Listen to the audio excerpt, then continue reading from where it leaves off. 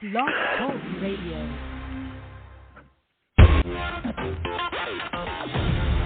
Wounded but not broken, with host Patrick Scrogin.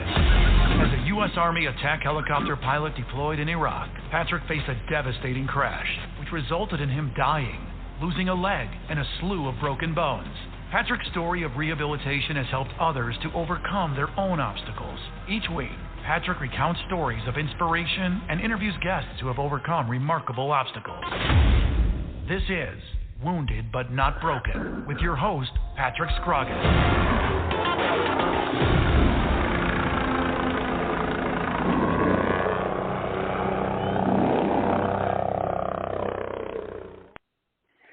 Hello, everybody. Welcome to another show with Wounded but Not Broken.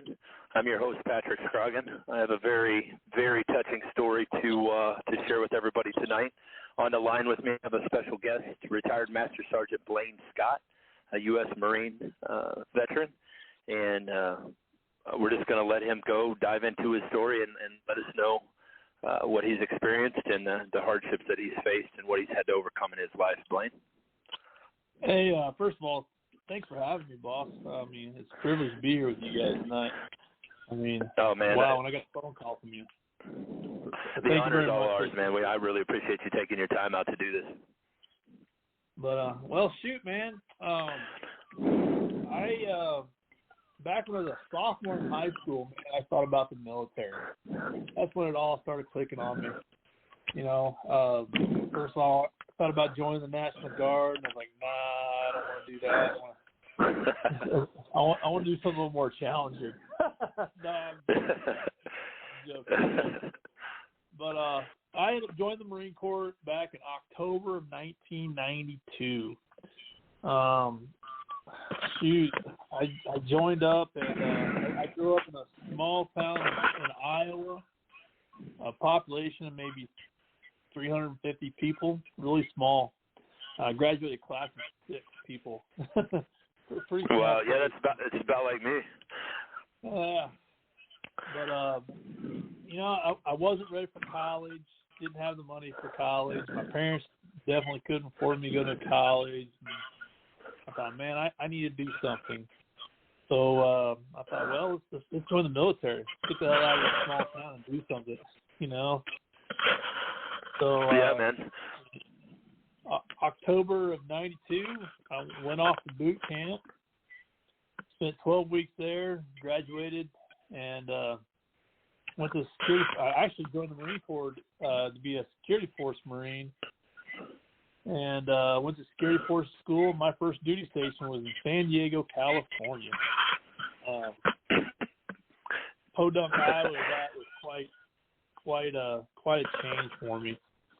You know, especially when my buddy started taking me to Tijuana and stuff. That was quite mind-blowing. Wow. You know, so spent 2 years there in San Diego, and kind of growing up quite a bit, seeing the world, seeing what things were all about. And in '95, I went to my first infantry unit. That was in 2nd Battalion, 5th Marines there in Camp Pendleton. Went there as a Lieutenant Corporal E3. And again, you know, started growing up again, you know, even more, getting more knowledgeable about what the Marine Corps is all about, stuff like that. Then in 95 or 96, oh man, that's years ago, I went on my first deployment over to Okinawa for 7 months. You know, got to see a little bit of the world there. I think we went to a few different countries there, trained with a few different countries. I think that's when I went to Thailand, but quite an experience. Came back from there. Actually, right before I went, I got married, and when I was overseas, my first kid was born. My first daughter, Adriana, and when I got home, she was already 6 weeks old. So you know, I went from not being a dad to a dad overnight. I mean, it was, you know, to a little baby. It was quite experience. Right, and that's a very difficult thing when you're gone. You know you're going to have a baby born. You're not going to be home for a while. You know, that's a tough life to live. Yeah, it was something else, But again, you grow up and take, because you have no choice. You got to do what you got to do. And then I'm sorry, my daughter was born in '98. I'm sorry, that was my second deployment over there. She was born. I'm sorry, I got that mixed up. But then in '98, I deployed again. My daughter was born the second deployment. That's what it was. I apologize. Everything kind of runs together after so many years. Yeah. Well, I mean, it's a long time ago. You've been through a lot of stuff, but I have to ask one question real quick. What persuaded you to join the Marines? Oh, my dad was a Marine. Okay. And I kind of wanted to follow in his footsteps. And he talked briefly about it when I was a kid, but he didn't talk a whole heck of a lot because he was drafted in 1968. He didn't go to Vietnam or anything, but he said it was some of the best times he had in his life, and that's kind of what brought me into the Marine Corps. Right. So that's the main reason why I joined the Marines, I think. Because my dad was a Marine. My grandfather was Army Air Corps. That's what he was during World War II. He was lady, and he would tell me stories about when he was in there, World War II and stuff. Pretty neat listening to those stories. Yeah. Yeah. Yeah. They had it tough back then. Yeah. But sorry to interrupt. I came back. Oh, go ahead. I'm sorry. No, I said sorry to interrupt you. You're on your second deployment. Yeah, I was on my second deployment, '98. Came back there. I got to actually train with the Australian Marines, which was kind of neat. Learn about their culture and their way of life and everything. Spent some time in Australia and stuff. It was nice. But I actually got promoted to sergeant in my second deployment over there in Okinawa. But came back from Okinawa with my new daughter, and unfortunately, my marriage didn't last very long. Around '99, me and my wife ex-wife, ended up divorcing. But I still stayed in California and still spent time with my daughter. And then around right after we divorced, around '99, end of '99 is when I met my current wife, Lily, and we started dating and all that crazy stuff. And as soon as I met her, I went on my third deployment to Okinawa, and did my time over there, and hit a few countries over there. Had a great time. Came back in 2000, and I ended up going to I was back for a couple months, and I ended up going to Marine Corps Mountain Warfare Training Center in Bridgeport, California, and still dated my wife there. That first year, I didn't see much of her because all it was schooling, learning all about the mountains and how to operate in mountains, how to work in the mountains, how to anything that had to do with mountains. It was pretty intense training. Not physically, but mentally. Right. Some of the hardest stuff I ever did. It was a lot of fun, and some of the best times I had in my life.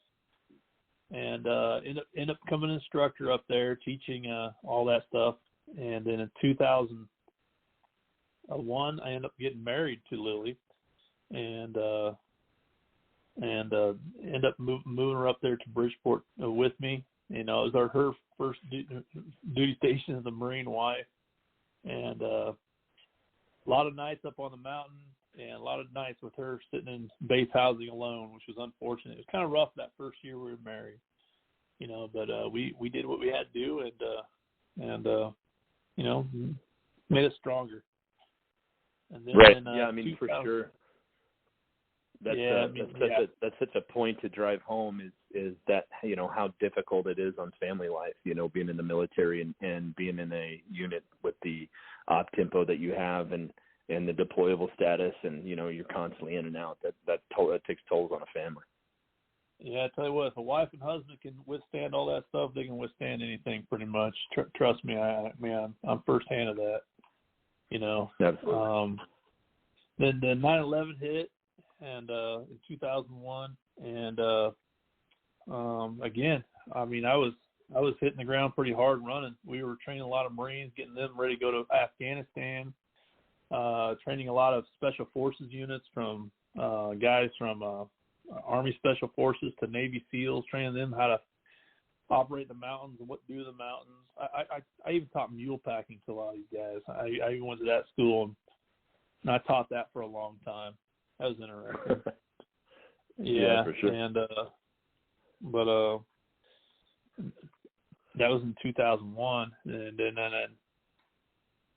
the next 2 years, like I said, we were pretty busy. 2002, 2003, our first child was born, Isabella, and luckily I had a great mom at home, take care of her. I didn't have to worry about her a bit, and I was a poor sergeant. I was only getting paid like $700 a month. I mean, because I had to pay child support. That stuff kicked me in the butt pretty good. Right. And I don't think a lot of people really understand how little money you make in the military. I mean, it's a very difficult life, and you do it because you love it and you love this country. And, it's just such a sacred thing to you and I, but most people don't really understand what comes with it, You don't do it for the money, let's put it that way. That's for sure. So, I mean, we were on WIC 2 or 3 years that she was here with us. We were on WIC. My wife would go to school, we'd get the WIC stuff from the state, and my wife would go to the grocery store and get, butter, milk, cheese, just the basic stuff that WIC can get. Diapers, formula, and that really helped us out, believe it or not. Thank God, we had that to fall on, because I don't know how sometimes we would have made it without the WIC. But made it happen, But my ex-wife was in the Air Force Reserves, and she got called up when the whole 9/11 thing. So my daughter came to live with us, and that was a challenging moment at the time too, because my wife, she didn't know how to take care of a little toddler like that, and a baby. But like I said, we overcame it, and thank God I had the wife and support that I had from her. Right, and I'm sure that she had support from the community, because usually the wives band together pretty well, and they become their own special unit and look after each other. And yes, of course. It's a sergeant major wife would come down and check on my wife. The master sergeant there would come out and check on my wife. The master sergeant's kids would come down and check on my wife. I remember one night my dog got out, and the gate guard showed up in my house. Hey Lily, here's your dog. It was pretty funny. We're a small community up there, and everybody knew everybody, and it was pretty good up there at the, we call it MWTC, Mountain Warfare Training Center. But I had a great time, and then they were asking for volunteers to go to Afghanistan for a year, for 7 months. And I raised my hand and said, let's go. I'm ready to go. And I was all ready to go, and I injured myself about 2 weeks before I was supposed to go. I guess the good Lord was looking out for me or something. But canceled my trip to Afghanistan for 7 months, and another buddy of mine went. And he did very well over there. But kind of canceled that trip for Afghanistan. I was looking forward to go. My wife didn't want me to go, honestly. Yeah, they never do. That was in 2004. I remember that. And then, I'm sorry, that was 2003. And then after Bridgeport, in the beginning of 2004, I went to 29 Palms to Light Armored Recon Battalion. I picked up staff sergeant. So I was a platoon sergeant down at the LAV platoon down in 29 Palms with 3rd LAR, Delta Company. Again, I knew nothing about LAR. I knew nothing about LAVs. And they sent me to LAV Leader School. I learned the basics there, came back, and luckily I had great NCOs. I had a great lieutenant, and they all say, hey, this is how we do things here. And a good leader is going to listen to everybody in this platoon. I feel that's what I did. I listened to my young Marines. I listened to my lieutenant, my gunny. Everybody to take advice from them. So I think I had by the time we deployed in end of 2004 to Iraq. By the time we deployed, it was I had a good handle on things in my platoon. I knew how the LAVs operated. I knew how their tactics. and I was pretty confident when I deployed in 2004 with LER. All right, Blaine, real quick, we have to take a pause and a word from our sponsors here, and when we come back, we'll start in on Blaine's first deployment to Iraq. Oh, sweet. All right. Put your weapon next to mine. Put your weapon next to mine. You're listening to Wounded But Not Broken with host Patrick Scrogin. We will be right back after a word from our sponsors. Hey, right on down the line. Come on over. Come on over. What's not over? What's not over? Attention, looking for semi-drivers nationwide. GTS Transportation of Burr Ridge, Illinois is looking to hire or partner with experienced CDL holders in every state. If you are going to drive, why not drive for the best? Whether you are driving solo, as a team, or as an owner-operator, GTS is looking to add you to their rapidly growing company. Become part of one of the most respected, driver-friendly, and successful transportation companies in America, where drivers are treated as royalty. Contact us at gtscarrier.com. Again, gtscarrier.com. Or call us at 847-754-4667. That number again, 847-754-4667. We would love to help you, which in turn helps everyone. GTS is an equal opportunity employer. Dallas Corporation and Dallas Logistics, a proud supporter of the Veterans Radio broadcast for over 15 years. High-quality printing services and warehouse distribution have been our hallmark since 1985, serving Fortune 100 companies for over 35 years. Check us out at www.dallascorp.com.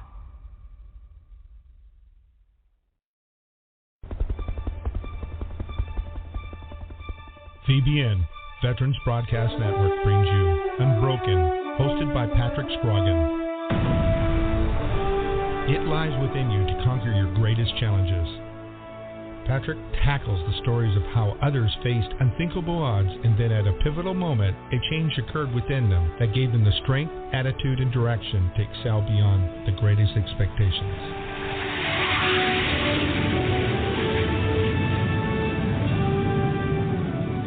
Listen every week and learn how it is possible to defeat the impossible. Welcome back to Wounded But Not Broken with host Patrick Scrogin.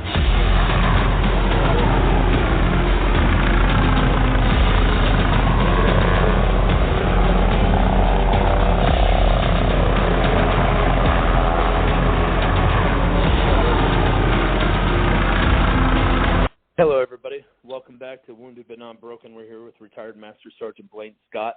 He was just getting ready to start in on his first deployment to Iraq. Go ahead, Blaine. All right. Again, hey, thanks for having me again, boss. This is a great honor. All right, man, it's our pleasure. Yeah, end of 2004 was my first deployment to Iraq. I was excited to go. I was excited to be there. Man, that first... we drove our vehicles from Kuwait all the way to Al-Qaim, up there by the Syrian border. It took us 2 days to do it. Gosh. Yeah. How long was that drive? 2 days drive up there. We drove all the way to Ramadi. I think that first day, and then Ramadi up to Al-Qaim that second day. I remember getting there. Yeah. But we went up there, started doing our relief with I think it was first LAR. What's that? I don't remember. One of the other LAR's companies the Marine Corps has. And that first day out, it was an eye opener. We're traveling along, and the vehicle in front of me got hit by an IED. Luckily, no casualties. And then we were looking up the AO. We were looking at it, see what we got to do, see what we had.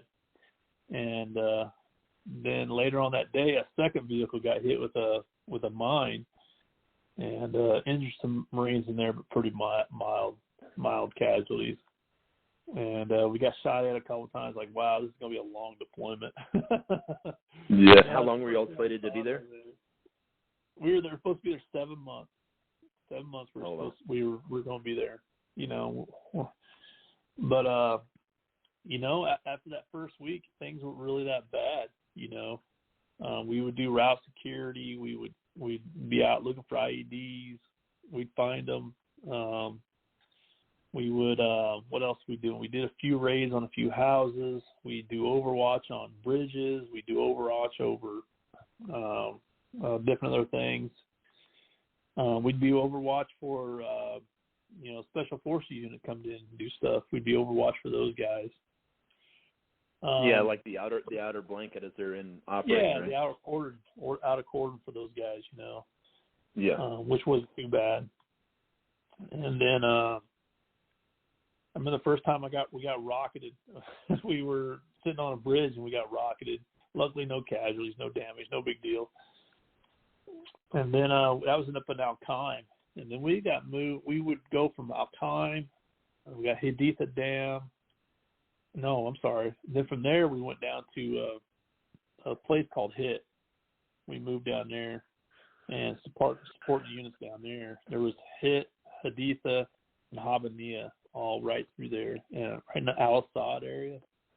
Yeah, I'm very familiar with that area. Hey, really quick, just for some of the listeners that may not understand some of the lingo here, an IED, improvised explosive device, and when Blaine was talking in the beginning, you know, they ran through a couple and not too many got hurt. And that was pretty common in the beginning of this war. They weren't very sophisticated at laying them. And obviously, just like anything else, if practice makes perfect. And they got really good, and they became really devastating over a period of time. Yeah, they were really good at them. Yeah, exactly. I mean, we found a lot of them. But, yeah, and they were so good at hiding them too. Yeah. But yeah, we went down to Hit, Haditha, and Habaniya area, and then we were in Hit while all the other Marine Corps, while Fallujah was being taken down. We were doing our own thing in Hit through there and clearing out that town and stuff like that. So Fallujah wasn't the only town getting hit during that time. You know, we were also just got all the publicity. Yeah, we were doing other operations throughout the AO, the area operation. So we were in charge of doing a hit, trying to get people who were getting the squirters, what we call them, people coming out of town trying to run away. We were dealing with those guys and stuff. Yeah. Yeah, it wasn't too bad. It wasn't too bad.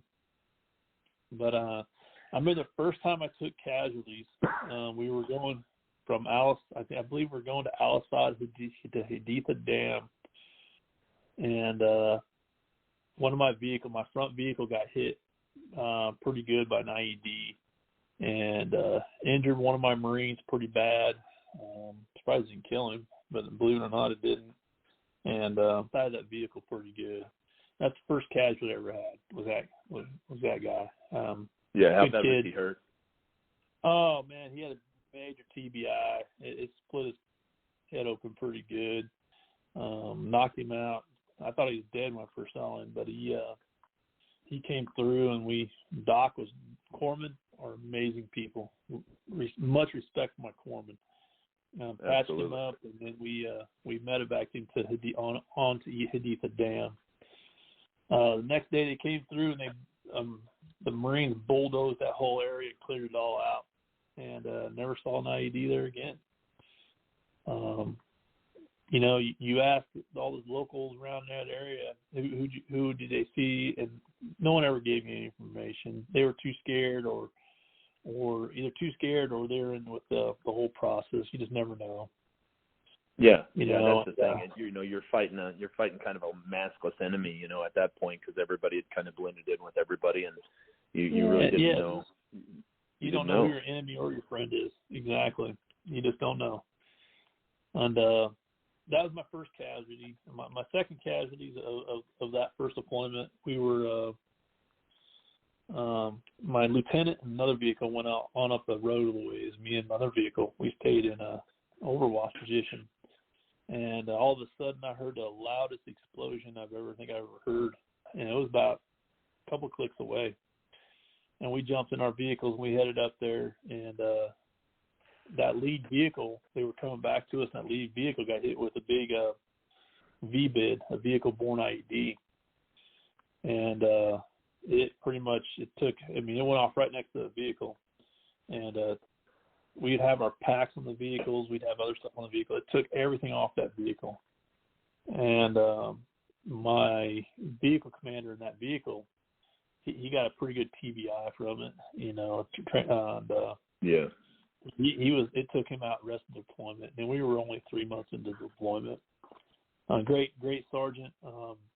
His name was Sergeant Castaneda. I remember his name. Good guy. I learned a lot from that guy. Holy cow, he was a stud.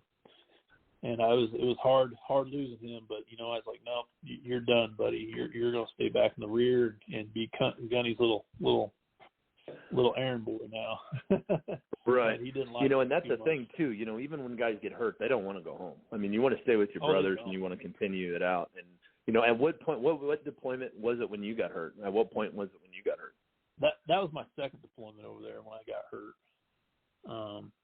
But the rest of the first deployment, it went pretty smooth. We did, like I did, route security, finding IEDs. We found anything from VBIDs to IEDs in the open to IEDs in trash. We found them in dead animals. They just lay them in the middle of the road. It was unbelievable. Culverts. We'd find them in culverts. Yeah, I know. They try to get super creative. Something else. I mean, they were pretty good at it, but we were almost just as good at finding them, because very seldom would we get hit by IEDs that first deployment. And also over there, you know, I spent Christmas and Thanksgiving over there that first deployment. And believe it or not, one of the best Thanksgivings I ever had was that first deployment over there in Iraq. No kidding. It was my Marine Corps brothers, and we all had something to celebrate. And it was out on this fob called Fob Wolf, and a cook he called his cook Rico's Cantina, his cafeteria or whatever you call it, little hut. That's what it was. But I remember having out there, the battalion commander came out and had Thanksgiving with us, and it was quite nice. I mean, one of the best Thanksgivings I think I ever had was in Iraq. Yeah, I mean, you know, the brotherhoods you make, they're family. They become your family. You rely on them day in and day out, for your life. And it's hard to explain that. It's hard for people to understand if you haven't been there. But you know, it's such a bond that we create, and it's a life-lasting bond. Yeah, it was something else, man. I mean, we had Christmas over there. Christmas was just as good as Thanksgiving. We had that in Fob Hit. You know, we got to open up presents from family and all that crazy stuff. It was a lot of fun with those guys. We had Christmas trees. We had all kinds of crazy stuff. We tried to make the best out of it. It was fun. But came back. Yeah, I mean, that's all you can do. You got to make the best out of the situation. You know. Yeah, it was good times, believe it or not. But I came back home, I think in April 2004. We came back home. And got home. We were home not even a month, and we started training up for our second deployment. Hitting the ground running again, you know, out in the field constantly, training. And then we ended up going back to Iraq, I believe in February and March of 2006. Yes. We came back in 2005, ended up going back in 2006, yes. And that trip. So real quick, being there your first time to your second time, could you see a significant difference by the way that people treated you or accepted you, or were they happy to see you when you come back, or what did you think the difference was between the first and second deployment? I don't think there was much difference in the people, but the 2006 one was definitely rougher. Let's put it that way. You know, by then they had their tactics down better. IEDs were a lot better. The setting of IEDs, they did a lot more of that. I recall we're outside of Ramadi one day. That second deployment, we moved around a lot more. We were in Fallujah, we were in Al-Qaim, we were all over the Al-Anbar province. Literally, it was unbelievable. For a month here, 2 months here, 2 weeks here. They sent us wherever they needed us. That's what it was. Right. And then on that note, Blaine, we're going to pause for another quick commercial break, and when we come back, we're going to lead right up to Blaine, right up when he got injured. So here's a word from our sponsors. We'll be right back.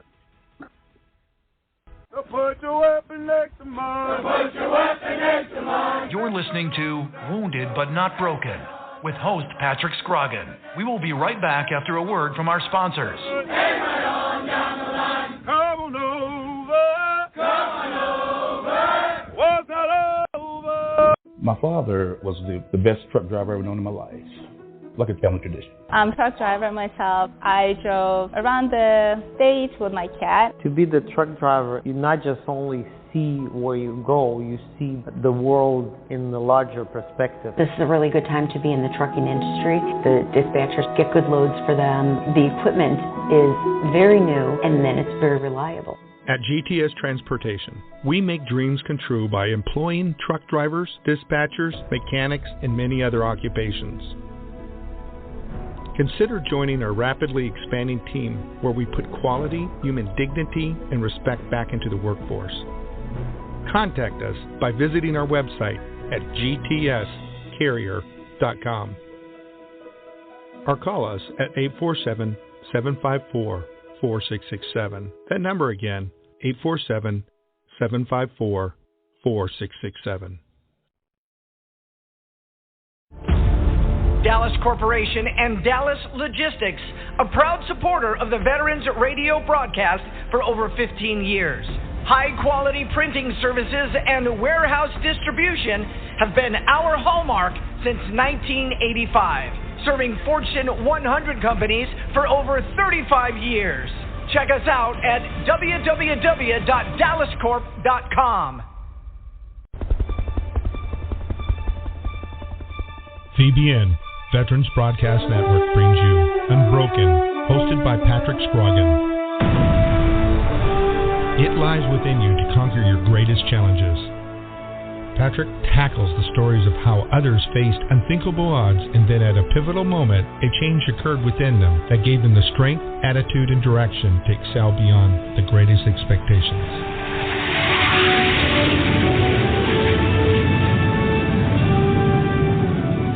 Listen every week and learn how it is possible to defeat the impossible. Welcome back to Wounded but Not Broken with host Patrick Scrogin.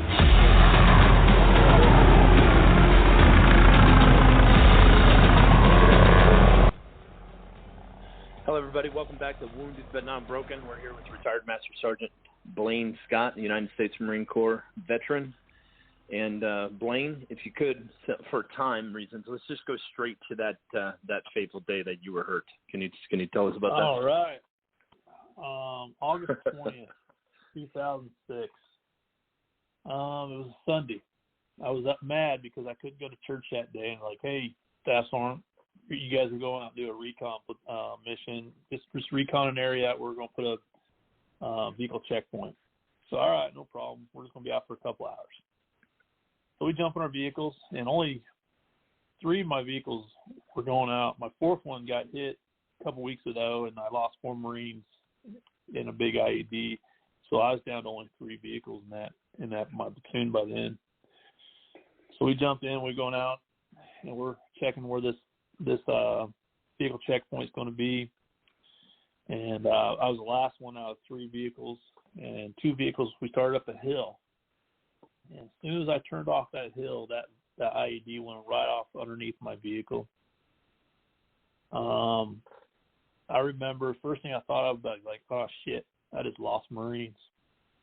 And I saw, you know how you ever close your eyes, you see that bright light when a flashlight goes off in front of you? That's exactly what I saw. And I felt the whole vehicle lift up off the ground, slam back down. And automatically thought, man, I got to get out. I'm burning up. And the whole vehicle was flamed up. So I managed to get myself out of the vehicle, rolled off the vehicle, rolled onto the ground. And by then, one of my other Marines was right there to grab me and pull me away. At that time, I wasn't really worried about my injuries. I was more worried about my fellow Marines that were still in the vehicle. you know. And after they drug me away, and I was like, okay, those guys are gone, unfortunately. You just know.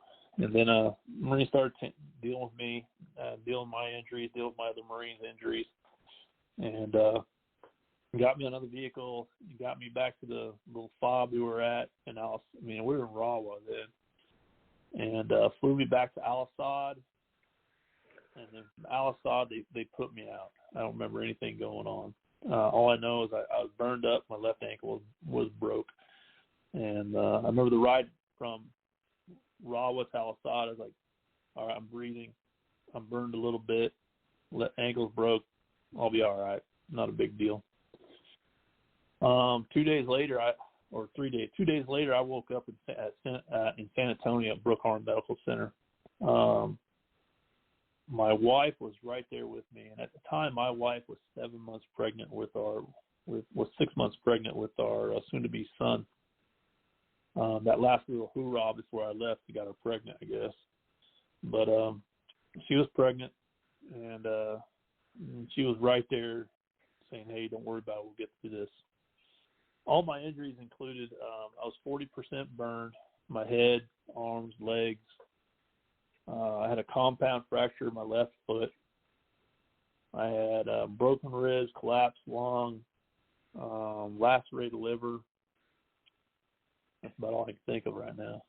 That's so when you talk about your burns, Blaine, how what when you say your face was burned, like what degree? Oh, my face was 3rd-degree burns. I didn't have much of a nose left. One ear was pretty bad. If you look at it now, it's a lot smaller than my other one. My lips were all burnt. My hair, I don't get a lot of my hair anymore because they were all burned off at the top of my head. I can't grow a beard because I got too many bald spots on my face. But after all my rehab at SAMSI, after about a year and a half, something like that, of them putting my ankle back together, my burns healing up as much as they could at the time. I haven't done anything with my face, I just kind of left it the way it was because I was through with surgeries, I was through with rehab. All I want to do is get back with Marines, get back to the Marine Corps. I had the option of getting out medically, but I wasn't ready to. I couldn't. I love the Corps too much, and I couldn't do it. So in March of 2008, I left SAMSI. I've had enough of it, and I reported to 1st Marine Division schools. I was the chief instructor of the Urban Leaders course there. Just making sure the course ran good and stuff like that. I went to UCLA to an organization called, I got a brain fart.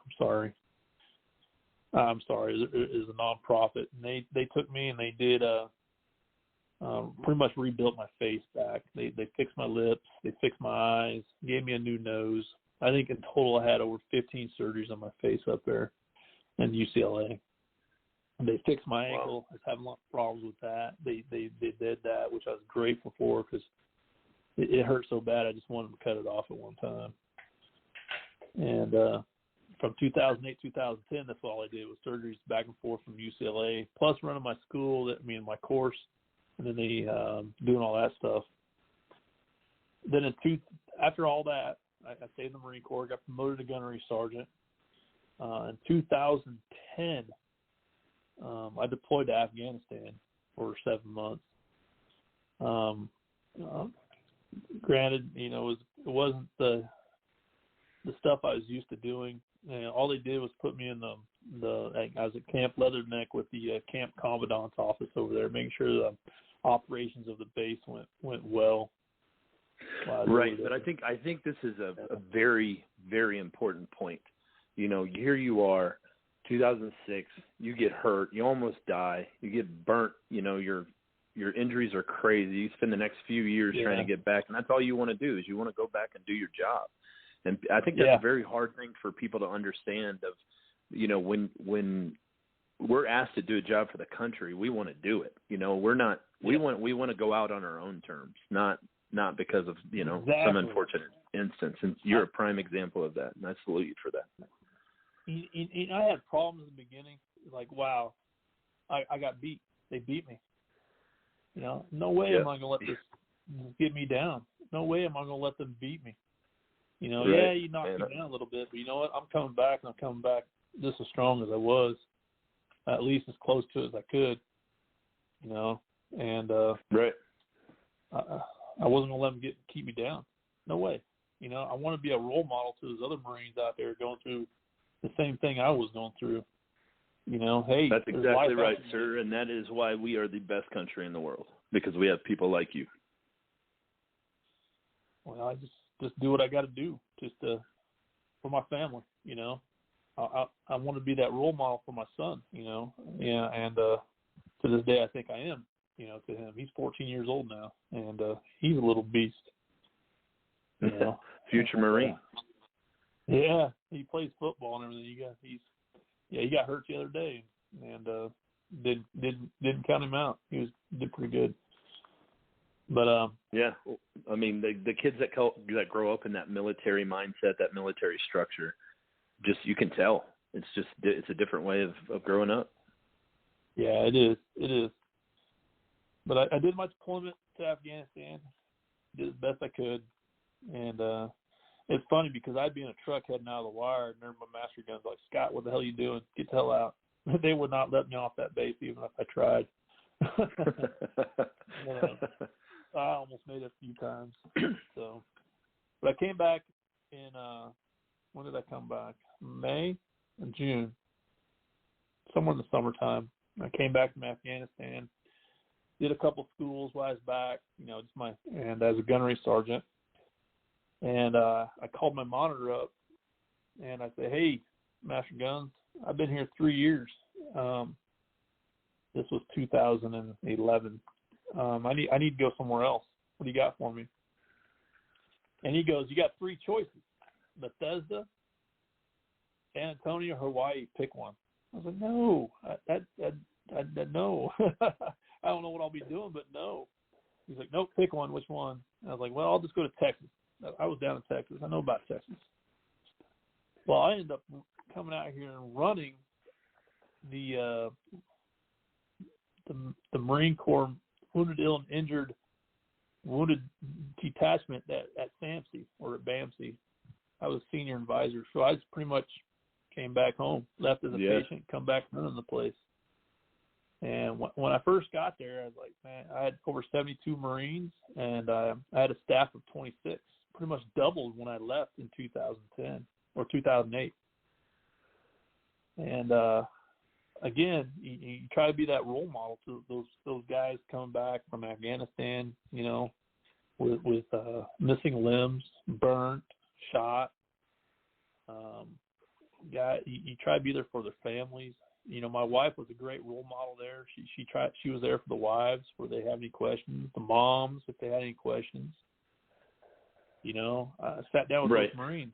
They'd be in their hospital bed, and I was like, hey, this is how it's going to work, man. Right. Yeah, and I'm sure that having your wife and everything that your wife had been through and you all had been through together, I'm sure having her there to be able to talk to the other wives, I'm sure that's huge. That's tremendous. That was huge, and having those families, as soon as they get to they call it SAMC now, San Antonio Military Medical Center. Those families, as soon as they get there and say, hey, this is what you're going to expect for the next 2 to 3 years, the rest of your life. And that was you try not to have many surprises. You know what I'm saying? You try to lay it all out. Yeah, I mean, it's your new normal. I mean, it's your new normal, and you got to face it, and you got to overcome it. Yeah, it was hard for some of them to understand that, but it didn't take them long to realize what was going on. And I feel like I was a good role model for those kids. I was down there from 2011 until I retired in 2015, and it was quite a rewarding but very, very hard job at the same time. Some of the hardest things I ever did, I think, when I was down there with those guys. I bet. And with that being said, I know you got more to your story. We're going to take another quick break here, and you all don't want to miss this last part of Master Sgt Blaine Scott's story. We'll be right back with a quick word from our sponsors. So put your weapon next to mine. Put your weapon next to mine. You're listening to Wounded But Not Broken with host Patrick Scrogin. We will be right back after a word from our sponsors. Hey, right on down the line. Come on over. Come on over. What's not over? Attention, looking for semi-drivers nationwide. GTS Transportation of Burr Ridge, Illinois is looking to hire or partner with experienced CDL holders in every state. If you are going to drive, why not drive for the best? Whether you are driving solo, as a team, or as an owner-operator, GTS is looking to add you to their rapidly growing company. Become part of one of the most respected, driver-friendly, and successful transportation companies in America, where drivers are treated as royalty. Contact us at gtscarrier.com. Again, gtscarrier.com. Or call us at 847-754-4667. That number again, 847-754-4667. We would love to help you, which in turn helps everyone. GTS is an equal opportunity employer. Dallas Corporation and Dallas Logistics, a proud supporter of the Veterans Radio broadcast for over 15 years. High-quality printing services and warehouse distribution have been our hallmark since 1985, serving Fortune 100 companies for over 35 years. Check us out at www.dallascorp.com. VBN, Veterans Broadcast Network, brings you Unbroken, hosted by Patrick Scrogin. It lies within you to conquer your greatest challenges. Patrick tackles the stories of how others faced unthinkable odds, and then at a pivotal moment, a change occurred within them that gave them the strength, attitude, and direction to excel beyond the greatest expectations.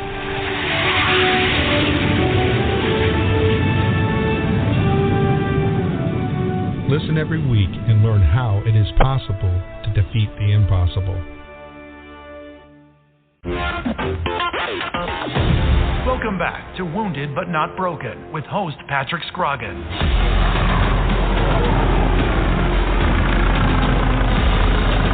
All right, everybody.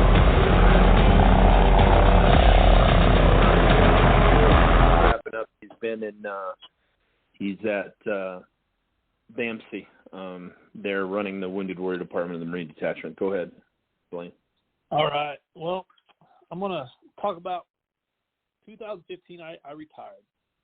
You just know when it's time to retire. And as soon as I retired, my wife started working for an organization called the Semper Fi Fund. The Semper Fi Fund, I've seen them do amazing stuff. It'll help these guys when they come back from financially. Help them financially when they come back from their injuries, help the families with hotel rooms, help the families with rental cars, help the families have a little extra spending money, help families with mortgages, help families with rent, because it takes it's quite devastating for these guys, and it's quite a hit in the pocketbook when these guys come back, for these families. So, I worked hand in hand with those guys when I was on active duty. Well, my wife, she ended up getting hired by these guys when I retired. So she continued to help wounded, ill, and injured Marines after I retired. Well, here I am.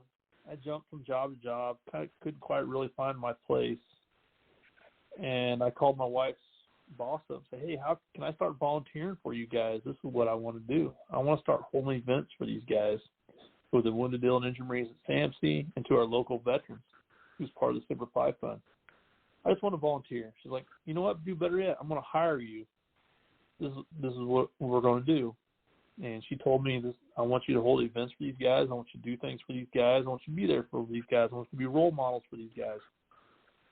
So I ended up getting hired on after I was out of the Marine Corps for about a little over a year. And so I still work with wounded, ill, and injured Marines. I still, now they call it the Semper Fi Americans Fund, because now not only are we helping Marines, we're helping the other service out there. you know, and right. I'm down at SAMC monthly, if not every other week, and they're talking to those guys. What can I do for you? How can I do it? You know, like this week I'm taking a bunch of them to a museum. Just taking them out to a museum, get away from the hospital for a few hours just to kind of recharge. Yeah, and that's such a tremendous part of the recovery process. You know, you go in and day out, you know, you're trying to get better, you know, you're trying to heal from your wounds, and you know, and like you said, there's a lot of financial issues, and you're so worried about all this stuff, and really the last thing you should be worried about is money. I mean, hell, you just fought for your country for God knows how many years, you know, you should come back, you know what I mean? And, you know, it's organizations and guys like you that make that so much better. And let me tell you what the Semper Fi did for me. You know, I come back, I couldn't do anything. My wife's 7 months pregnant. She just comes with the clothes on her back. That's it, thinking she's just going to pick me up and we're going back to California. No, you know, and they went out. They gave my wife money for a hotel room. They gave my wife money for a rental car. They gave her money to go out and buy new maternity clothes. They held a baby shower for my wife. This is the whole time I was in the hospital, and really took care of her. So they didn't want her to worry about nothing. And it wasn't for the Semper Fi doing those little things for us. We would have survived, but it would have been a lot worse. You know, we would have struggled big time. You know, they got me a handicapped van so I can get around in, and they really helped me out in the beginning. And it wasn't for them, life would have been so rough. And, yeah, I mean, that's such an awesome deal and such an important piece that, you know, not a lot gets concentrated on, not enough in my opinion. There's so many people out there that do a lot, and, you know, they really don't want the recognition, but they definitely deserve it. Yep. So I'm doing that this Friday, and next week I'm doing a cook your own steak night for a bunch of veterans. We're coming out, and we'll sit there, and we'll cook our own steak, we'll BS, we'll talk about life, we'll talk about, hey, what are you doing nowadays? You know, how can we help you? We got a horsemanship program, which I've seen change military guys' life. We got internship programs to help these guys start their own businesses. The Semper Fi Fund's amazing. They're near and dear to my heart. That's why I talk about them like the way it is.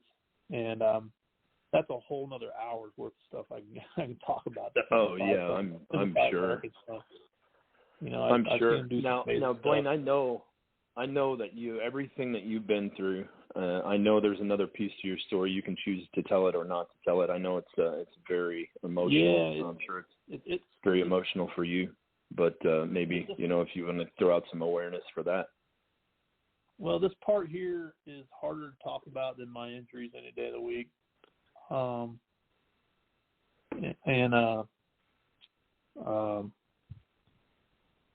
August 30th, 2016 was the worst day of my life. We lost our little girl through suicide. You know, I will take getting blowed up over 1 million times. I would go through the same pain, even worse pain than I could, just to get my little girl back. 12 years old, and she took her life because of being bullied at school, being bullied on social media.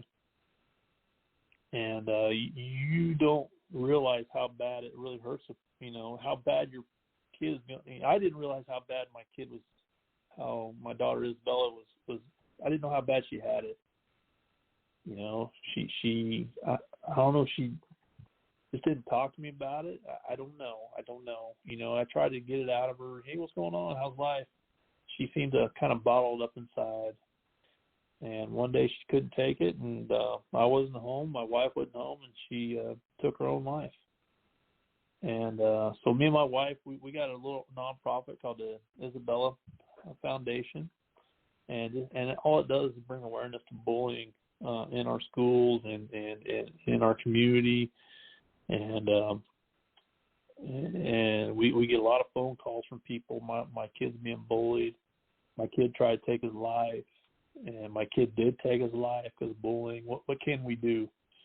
And we advise them. That's all we do. We advise them. We get out in the community and we talk to people, we tell them, this is what you need to do, this is how you do it, because we don't want that. I don't wish this upon my worst enemy. And I mean, even the person that blew me up, I don't wish this upon them, to be honest with you, because it's the worst thing that could ever happen to anybody. Yeah, man, I don't even know how to relate. I don't know, what feelings I would have. I mean, my heart goes out to you and your wife, and I know that has to be such a terrible deal. But I mean, you hit the nail on the head. I think social media is like a damn virus for these kids, and it's a shame that it's gotten so powerful and so influential in everybody's lives, especially young kids, and it has such an impact. And I think that story, and I'm sure there's thousands of more that need to be told. I mean, the power that social media has over people is just insane to me. It's crazy, and everything that you went through and your family went through, and then you had to deal with that. I don't know, man. That's such it's just difficult. And I think, for anybody listening, I don't know how you don't have tears in your eyes right now, but, I hope that we can do something here, and grab some people to help out with the Isabella Fund. That'd be awesome. Isabella Foundation is what it's called. Me and my wife has. We're really pretty small town foundation, But who cares how I feel? The person I worry about is my wife. She's the one that found my daughter, and she suffers day in and day out because of it to this day. It's hard for her, and all I can do is be there for her and hold her when she cries, and just let her express herself. She, believe it or not, she had to, got major PTSD from that, and how could you not? Yeah, but she's came a long ways, man. Now she can talk about it with people. She can express her feelings to other people now. I mean, there for a while she just shut off to the world, man. It took everything I had to kick her in the butt to get out and talk about this. She's the one that came up with this foundation, this nonprofit. She's the one that pretty much oversees it, the do's and don'ts and the cans and can'ts, and she's the one that talks more about it than I do. She's a hell of a strong woman. She's been through a lot, and anybody that has a wife like mine, even just half as mine, would be a lucky person. After dealing with my situation and being pregnant and taking care of me, taking care of my son, and taking, losing my daughter, and she's still there for me, and just as much as I'm there for her. Well, and that's the thing. It just sounds like y'all are such a great team. I mean, she's a Marine, right? And so, she lives that with you. She's indoctrinated. Yeah. So, that's such an awesome thing to hear, that y'all are such a team like that, and y'all have overcame some tremendous odds. And man, I salute you for that. And people like you are what makes the world a better place, man. I truly do believe that. Well, don't get me wrong. We've almost slipped a few times, but we sit down, we talk about it, get the help that we need, and it just made us stronger, And I couldn't ask for a better wife than what I have today. She's a great woman. Yeah. Man, that's awesome, dude. I can't thank you enough for sharing your story. It's such a touching one. I know there's so many more details in there that you can tell, and we'll have you on in a future show to tell them. And I got two questions for you. One, would you do anything different?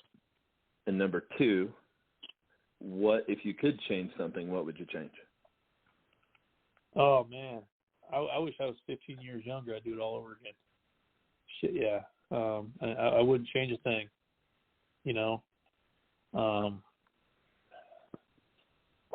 Marine Corps wise, I don't think I'd do anything different.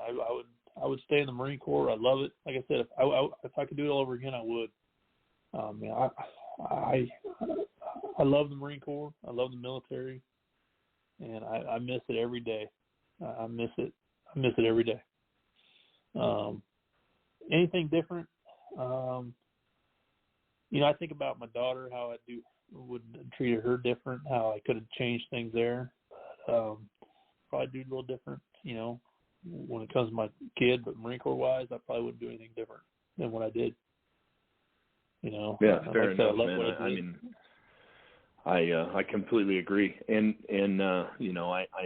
I can't imagine what that was like. And I know, that saying goes, everything happens for a reason, but in them reasons that shit is happening, you just the human brain can't comprehend it. And it's such an amazing thing that you and your wife have been through and what you've overcame and what you're doing now. And so quickly, could you just state the organization again and how to get in touch and how to donate? All right. The organization we work for is Simplify Americans Fund. Just Google Simplify Americans Fund. You'll find it out like that. And the Isabella Foundation. I don't think we got a website, and people just send us checks every now and then. Like I said, we're small time when it comes to that stuff, and that's about it with those guys. Well, that's okay. Cause let's make it bigger. So where do we? How do we? You send checks to us, to the Isabella Foundation, right to our home address, 5758 Keller Ridge, New Braunfels, Texas, 78132. Again, 5758 Keller Ridge, New Braunfels, Texas, 78132. And all that money just goes back into so we can just get the word about anti-bullying and how to stomp it out. Stomp out bullying. That's one of our sayings. So, yeah. Well, I mean that's awesome, and I hope we can get the word out and help you all with that. And again, I'm going to hit on that social media thing. I think that's a huge thing. That's a good place to start. And so I'm going to just say this: if anybody did not get the how to donate or where to donate, you can email me at patrick@veteransradiohour.com. That's patrick@veteransradiohour.com, and just hit me up with what you want to donate to the Isabella Foundation, and I'll make sure that you get that correct address and how to go about that. And any donations we could get for that, we would greatly appreciate. It's for a great cause. That's that's such a touching story for me, man. I can't even comprehend it. But again, Blaine, I can't thank you enough for getting on here and sharing your story with us. And, anytime, my friend. It's good to hear your voice again. So yes, man, and we'll do it again. We'll go into the whole. We'll talk about the Simplify Foundation, and we could do. I know we can do a whole segment on that. They do so much for wounded veterans. Oh God, could we? It's unbelievable. Yeah, unbelievable. Yeah. But hey, man, I really appreciate it, and I really do thank you for coming on and donating an hour of your night for us. It's super important to us, and we really appreciate it. Thank you very much. Anytime, my friend. Thank you very much. All right, so that's going to conclude this episode. Tune in next week for another exciting show from Veterans Outdoors. I don't know if anybody that's listening, how they couldn't have tears in their eyes after listening to that. That's one of our true American heroes there, and people like him, we owe our lives to. Thank you.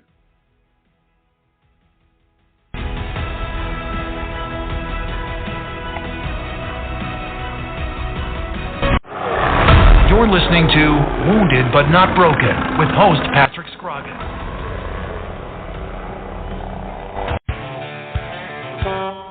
Attention, looking for semi-drivers nationwide. GTS Transportation of Burr Ridge, Illinois is looking to hire or partner with experienced CDL holders in every state. If you are going to drive, why not drive for the best? Whether you are driving solo, as a team, or as an owner-operator, GTS is looking to add you to their rapidly growing company. Become part of one of the most respected, driver-friendly, and successful transportation companies in America, where drivers are treated as royalty. Contact us at gtscarrier.com. Again, gtscarrier.com. Or call us at 847-754-4667. That number again, 847-754-4667. We would love to help you, which in turn helps everyone. GTS is an equal opportunity employer.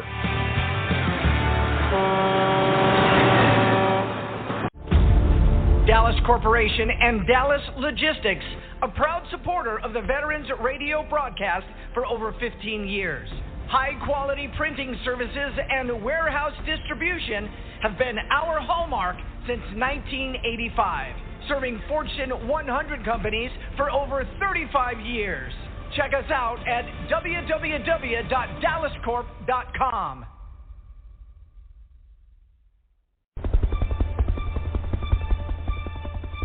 VBN, Veterans Broadcast Network, brings you Unbroken, hosted by Patrick Scrogin. It lies within you to conquer your greatest challenges. Patrick tackles the stories of how others faced unthinkable odds, and then at a pivotal moment, a change occurred within them that gave them the strength, attitude, and direction to excel beyond the greatest expectations.